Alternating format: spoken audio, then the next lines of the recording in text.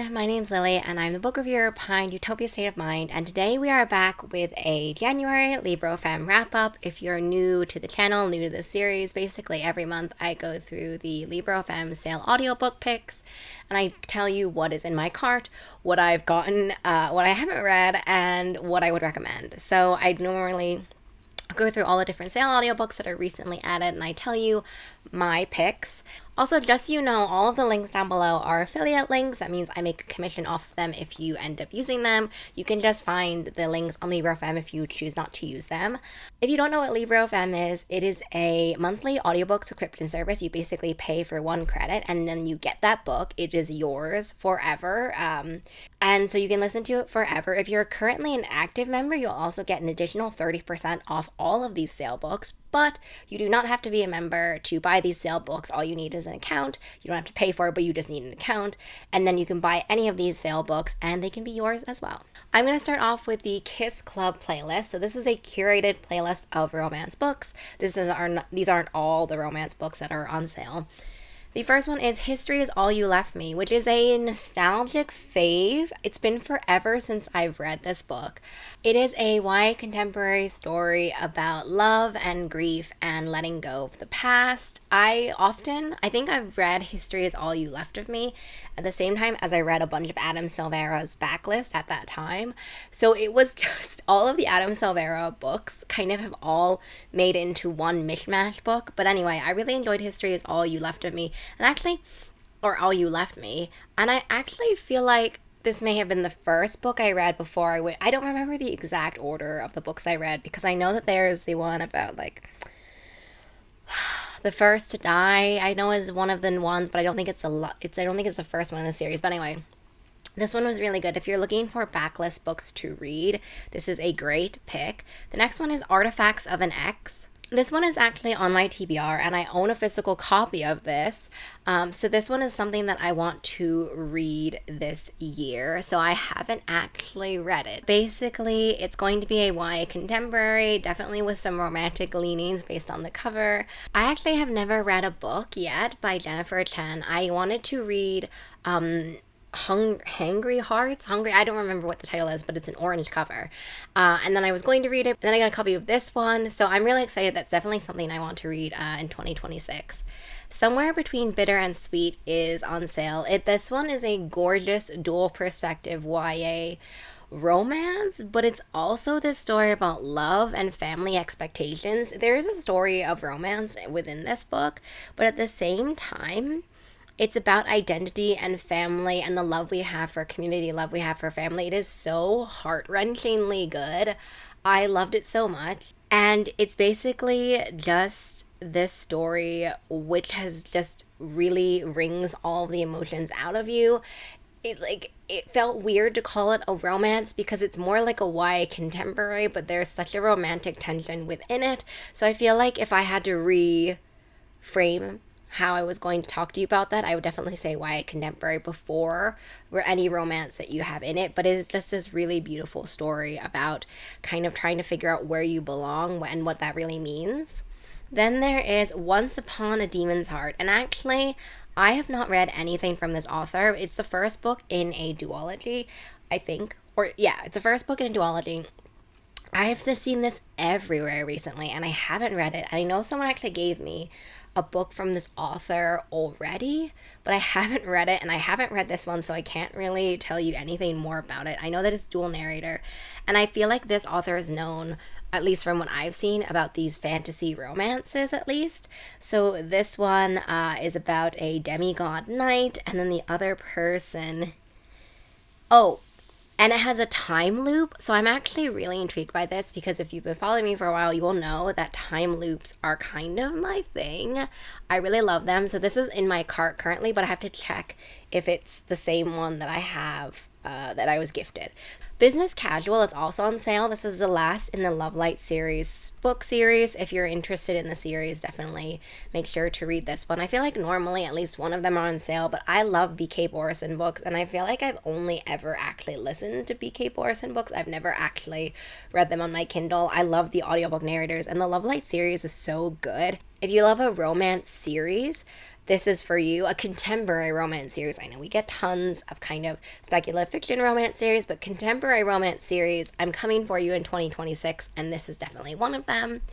Then The Duke and I, which is the first Bridgerton book, is on sale. I'm kind of eyeing this because I've only ever seen the one with Kate, which I think is season 2. I don't think I've seen season 1, and I haven't seen season 3, but season 4, I got the comment from a friend of mine that I look a lot like like the main character of season 4, and I like the idea of it, but I really want to have watched all of them. So what I was thinking, actually, because I do this series called Book Adaptations, and I'll link the playlist down below, but I'm kind of feeling like I should read the book and then I should watch series 1, and then I can continue watching them afterwards, because I always read the book first. So this one is also currently in my cart.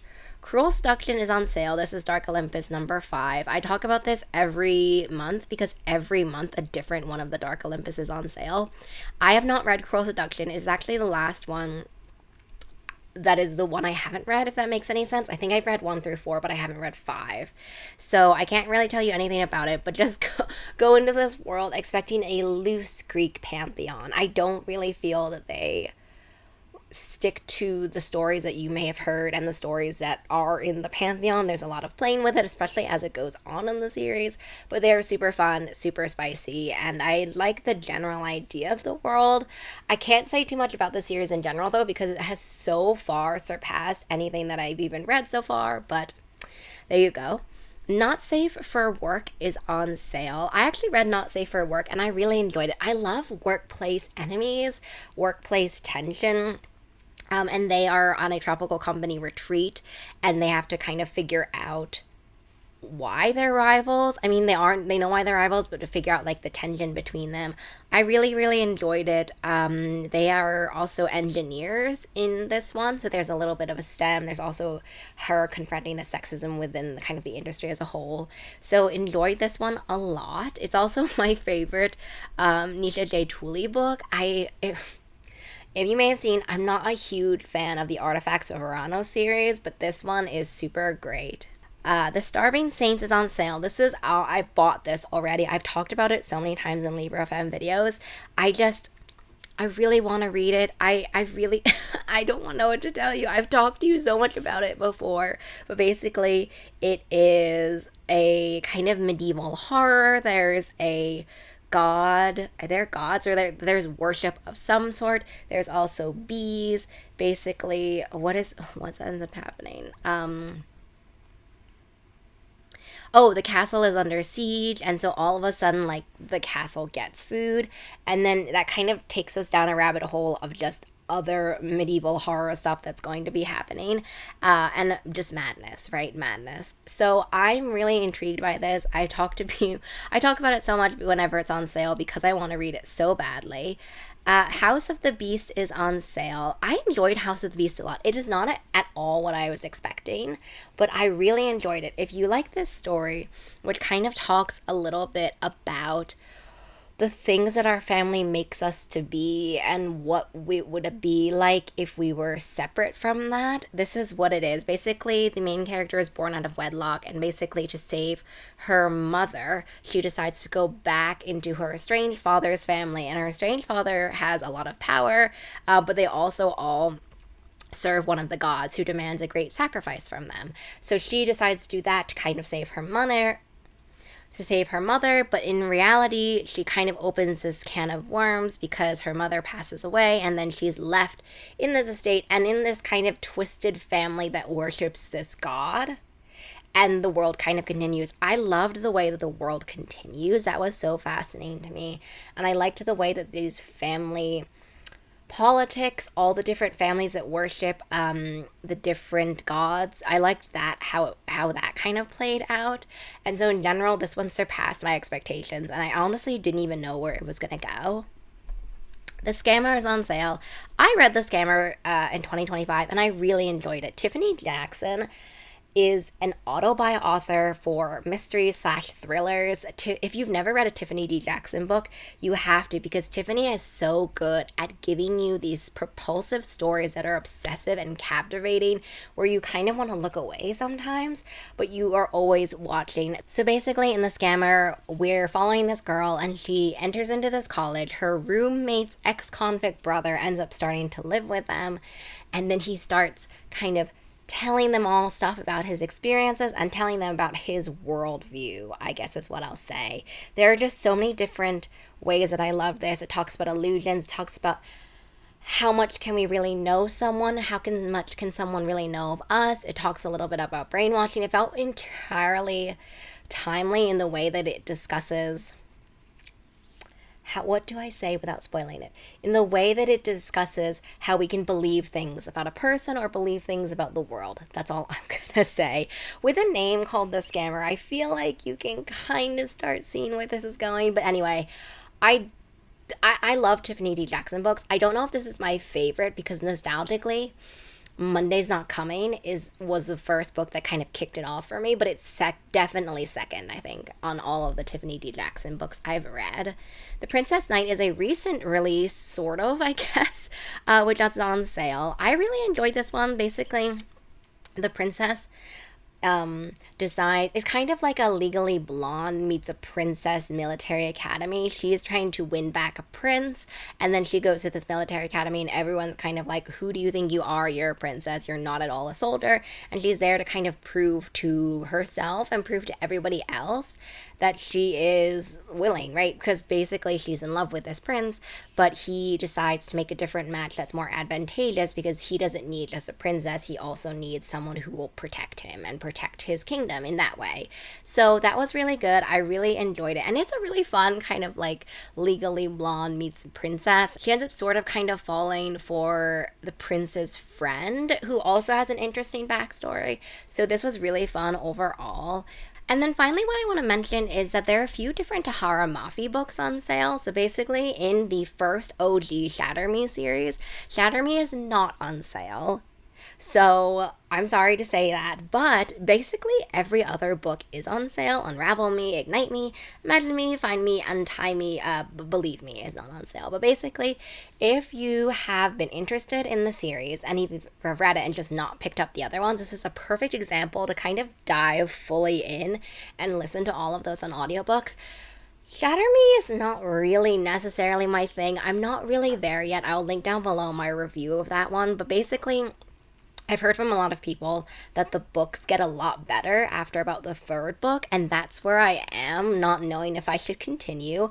Let me know down below if you should. I have a lot of friends who really love the series, and it's super nostalgic, so I feel like I should continue. So book 2 is currently in my cart, but I just don't know if I will. And then finally, This Woven Kingdom is on sale. This is Tahara Mafi's other series after the Shatter. So Shatter Me was a while ago, right? That's when it first came out. But This Woven Kingdom came out relatively recently, I feel like.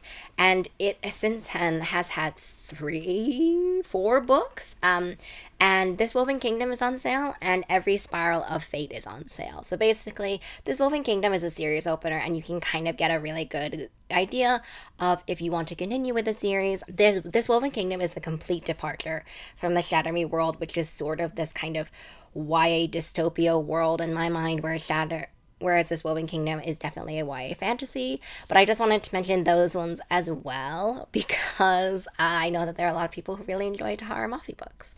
So those are all of the picks that I found for Librofm. My cart has a bunch of them there. So I hope that you found some audiobooks. Let me know down below what you're currently listening to. I just started Rings of Fate by Melissa de la Cruz, so I'm intrigued by that one. But honestly, I have a bunch in my cart, so I'm going to have to kind of do a little bit of research and then let you all know, I guess, next month.